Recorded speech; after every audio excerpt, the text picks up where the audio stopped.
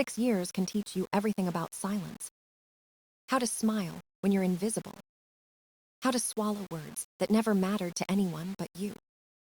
I learned to blend in, to fade behind crystal glasses and polite laughter. Nathan's family didn't hate me. They just never saw me. That's worse. Hate at least acknowledges existence. Indifference erases you. It started small. A birthday card arriving a day late.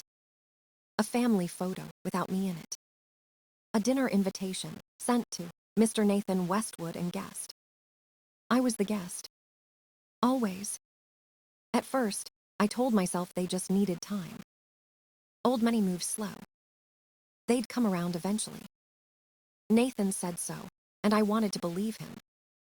I built my world around that belief. I worked harder, dressed better, spoke softer. I organized their events for free. Hopping service could become acceptance. It didn't. It only made me useful. Not loved. The first Christmas together, I spent hours choosing gifts for each of them. I wrapped them by hand, gold paper, satin ribbons, delicate handwriting. They gave me perfume. Generic. Unopened, regifted, probably from some hotel suite. Still, I smiled. Because that's what polite women do. We smile while our hearts bruise. Evelyn, my mother-in-law, once told me I was ambitious in a charming way. That was her code for threatening. Her smile never reached her eyes. She used my success as decoration for family pride, but never as proof I belonged. Lila's company, she'd say at luncheons, does the most exquisite weddings. Then she'd add, almost sweetly, amazing how she manages considering her background. Her background. The phrase lingered like smoke. Not our background. Hers. I wasn't one of them, and I was never meant to be.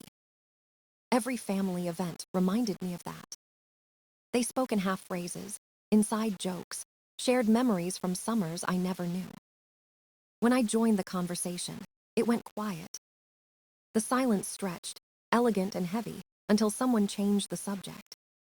Nathan would squeeze my hand under the table, a silent apology. Then he'd laugh along with them. His laughter always hurt more than their cruelty. Because he was supposed to be mine. He promised me they'd love me eventually. But eventually never came. Instead came excuses. You're overreacting. They just need time. You're making this about you. And maybe I was. Because I was tired of shrinking.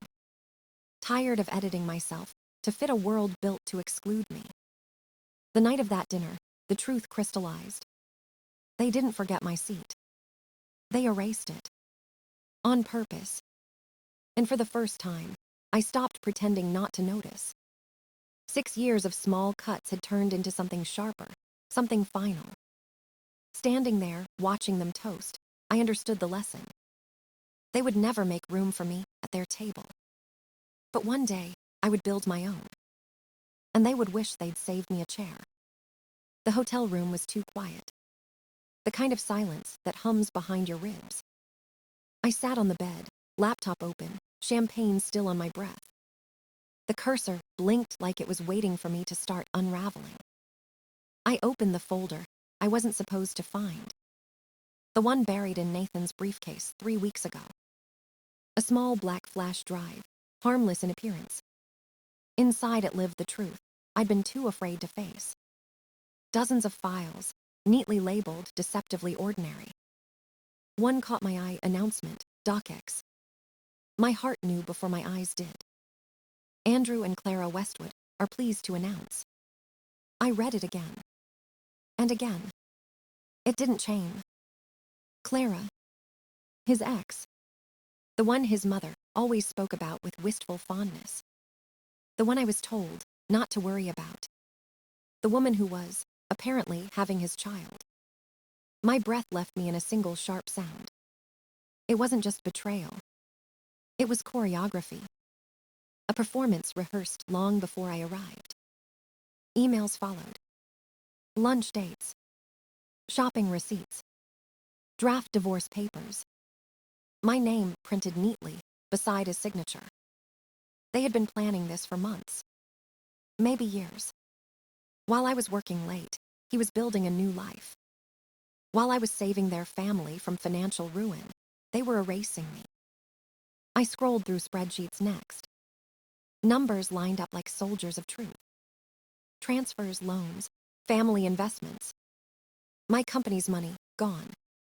Millions filtered into Hastings' accounts under consulting fees. I had been funding their lavish dinners, their yachts, their facades. All while believing I was part of something worth protecting. I thought I was saving the family. But I was the lifeline they were draining. Evelyn's smile that night suddenly made sense. She wasn't pretending anymore. She was celebrating. The missing chair wasn't a mistake. It was a message. They were done pretending I belonged. And I was done pretending I didn't see it. I stood, walked to the balcony, and pushed open the doors. The city glowed beneath me, careless and alive. The Eiffel Tower glittered like it was mocking me. 6 years. 6 years of loyalty, love, and self-erasure. And it ended in a Word document. My wedding ring caught the light. I turned it once, twice, then slipped it off completely. It landed on the marble floor with a soft metallic click. The sound of something ending. I didn't cry. Tears wouldn't fix betrayal that deliberate.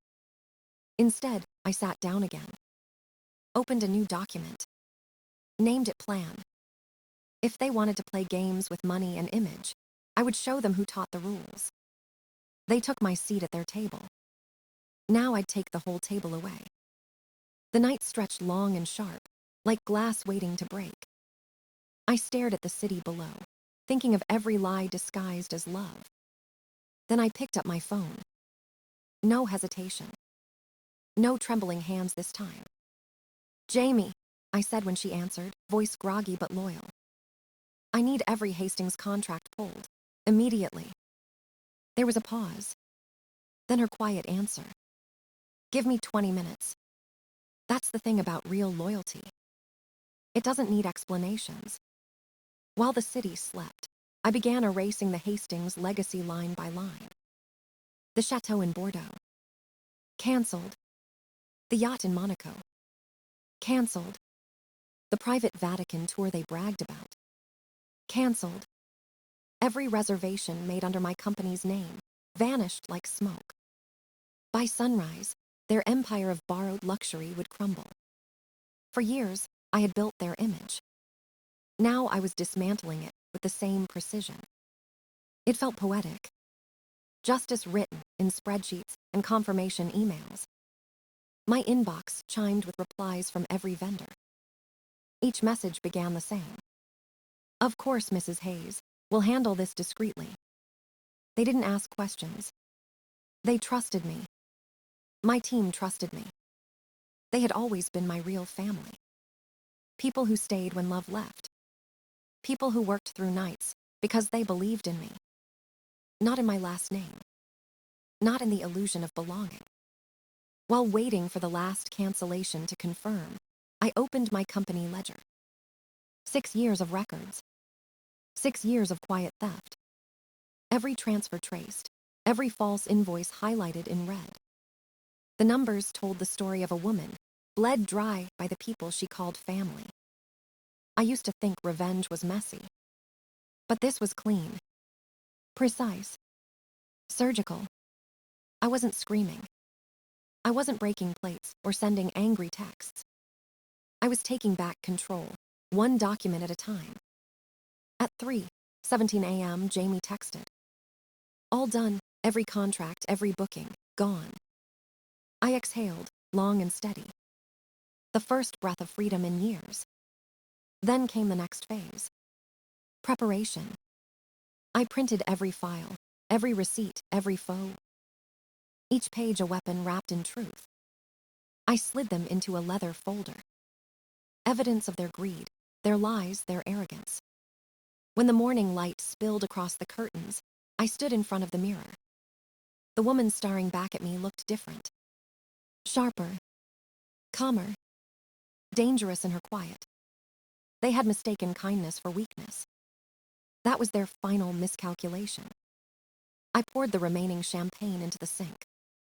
It fizzed and disappeared like everything false in my life.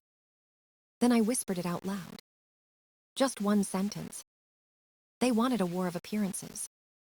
I smiled at my reflection. They picked the wrong woman. Morning came soft and gold, but it carried no warmth. I heard the knock before I saw her shadow through the frosted glass. Evelyn Westwood, wrapped in powder blue silk and arrogance. She didn't wait for an invitation. She never did. "Lila," she said, stepping inside like she still owned the air I breathed. "This childish stunt ends now." Her pearls glimmered with the same coldness as her smile. I closed the door quietly, calm as still water. "What stunt, Evelyn?" She gave a low, deliberate sigh, the kind that meant she believed herself superior. "Canceling the reservations. The family is humiliated." "The family," I repeated, tasting the word like something spoiled. She mistook my tone for remorse. Her voice softened into threat. "You're damaging the Westwood name. You don't understand the consequences." I walked past her, poured coffee, let her watch my silence. She hated silence. It reminded her she wasn't in control. "The Westwood name," I said finally, "was built on debt and deception." Her head snapped up, pearls trembling against her throat. "What are you implying?" "I'm not implying anything," I said. "I have proof." I placed a folder on the table, leather soft and deadly. Her hand twitched, but she didn't reach for it. She could sense it. The truth pulsing from inside. "You've been using my company's funds for years. The Aspen renovation. The yacht. Even your medical trip to Switzerland." Her face drained of color. "That's absurd." "No," I said, sipping my coffee. "That's accounting." For the first time, Evelyn had no words. Her perfect posture sagged by an inch. "You think you can threaten us," she whispered. I smiled, not cruelly, just honestly. "I don't need to threaten you. You already did this to yourself." My phone buzzed. Nathan's name. I ignored it. Evelyn noticed. "You'll ruin him too," she asked, voice trembling. "He ruined himself." The truth was simpler than she wanted to believe. Nathan's charm couldn't disguise numbers or signatures. He'd left trails everywhere. And I had followed everyone. I turned to her, meeting her eyes without fear. "For 6 years, I tried to fit into your world. Now, you'll have to survive in mine." Her mouth opened to speak, but no sound came. She clutched her pearls like a lifeline, the irony delicious. When she finally found her voice, it was small. "You'll regret this." "Maybe," I said. "But at least it'll be mine to regret." I walked past her toward the window. Outside, Paris shimmered, bright and unforgiving. Behind me, the door clicked shut. The sound echoed like a chapter closing. My phone rang again. This time I answered. Nathan's voice cracked through the speaker. "We need to talk." I looked out over the city and said, "Yes, Nathan, we do." The cafe smelled of burnt espresso and rain. Nathan was already there, checking his watch, pretending to be composed. He looked smaller somehow, shrunken by guilt and desperation. When he saw me, his smile tried to climb back to life. "Lila," he said softly, like the name could still save him. I didn't answer. I placed my phone on the table, screen glowing red. "Recording." His eyes flicked to it, then away. "You've misunderstood everything," he began. I leaned back, calm, deliberate. "Then explain." He took a deep breath, his hands shaking slightly. "My mother gets carried away. You know how she is. Clara was helping with investments. It's not what you think." His voice broke on the word think. I slid the ultrasound photo across the table. 3 months along, isn't she? The color drained from his face. He stared at the image, like it might vanish if he blinked enough. "Lila, please," he whispered. I was going to tell you. When? Before or after the family finished celebrating? He flinched. Outside, the rain tapped against the window, soft and relentless. I opened the folder I'd brought. 4 sets of documents. Financial statements. Email chains. Hotel receipts. And a printed draft of the divorce papers bearing his signature. He stared at them like they were ghosts. I know everything, Nathan. He swallowed hard, guilt tightening every breath. We can fix this, he said quickly. We can start over. We can be stronger. No, I said. You can be single. His mouth opened, closed, opened again. He reached for my hand. I moved it away. Sign the release, I said. You keep your name. I keep my company. He stared at the pen I laid before him. It gleamed under the dim cafe light. The same pen his father gave us on our wedding day. He signed. His handwriting trembled like a confession. When he finished, he whispered, What will you tell people? The truth, I said. That some tables aren't worth sitting at. I gathered the papers, slid them neatly into the folder. His phone vibrated. A message from Evelyn flashed across the screen. Did she sign? He ignored it.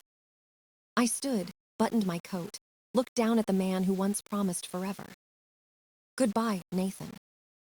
My voice didn't shake. Outside, the rain had stopped. The air smelled clean, new, full of endings and beginnings. I walked away without looking back. Behind me, the bell above the cafe door rang. A sound small and final. It felt like freedom, wearing the sound of closure. 6 months passed, quiet and sharp as a blade freshly honed. My name was back on the office door, just mine. No shadows, no borrowed lineage, no family crest. The company thrived, stronger without the weight of pretending. Every client returned. Every bridge I built on honesty held firm. Jamie walked into my office one morning, holding a stack of files. Vanity Fair confirmed your feature, she said, smiling. Women redefining luxury. I laughed softly. 6 months ago, that title would have terrified me. Now it felt earned. An email blinked on my screen. Rebecca Westwood. She wanted to hire us for her engagement party.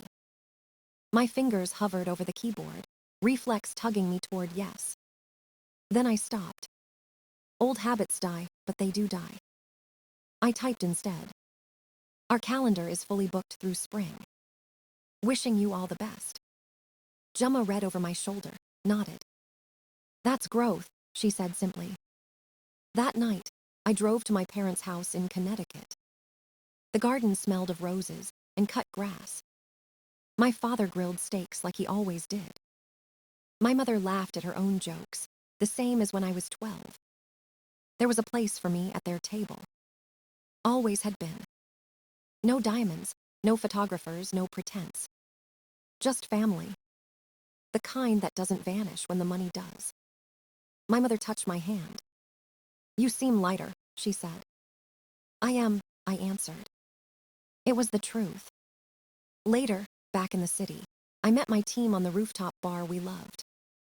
15 faces, glowing in the golden hour. My people. My real family. We toasted under strings of lights. To standing our ground, Gemma said, raising her glass. Laughter rippled through the air. For the first time, I wasn't performing belonging. I was living it. Across the table, Zai, the youngest on the team, smiled shyly.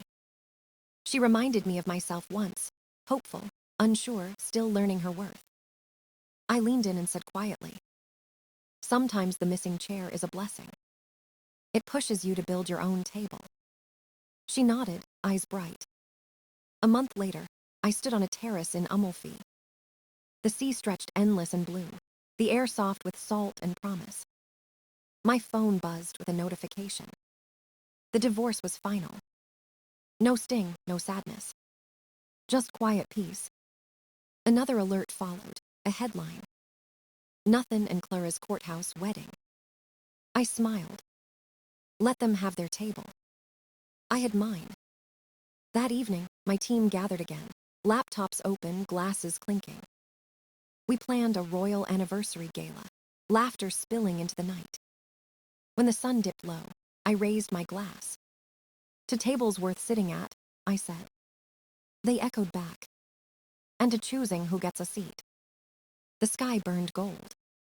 And for the first time in years, I felt exactly where I was meant to be.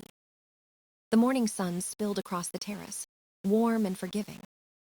I watched the sea shimmer, endless and calm. The wind carried the scent of salt and citrus, soft against my skin. I wasn't the woman who begged for a place anymore. I had built my own. Every scar had turned into structure. Every loss into foundation. The world felt quieter now, not empty, peaceful. I thought of the chair that once wasn't there. How it broke me. How it saved me. Some absences are lessons disguised as pain. I raised my coffee cup toward the horizon. For the woman who finally stopped asking to belong. For the life that bloomed after silence.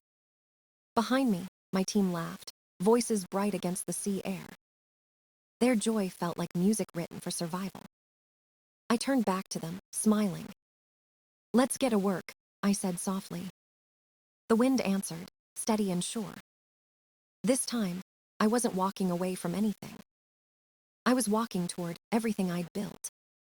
And the table was full.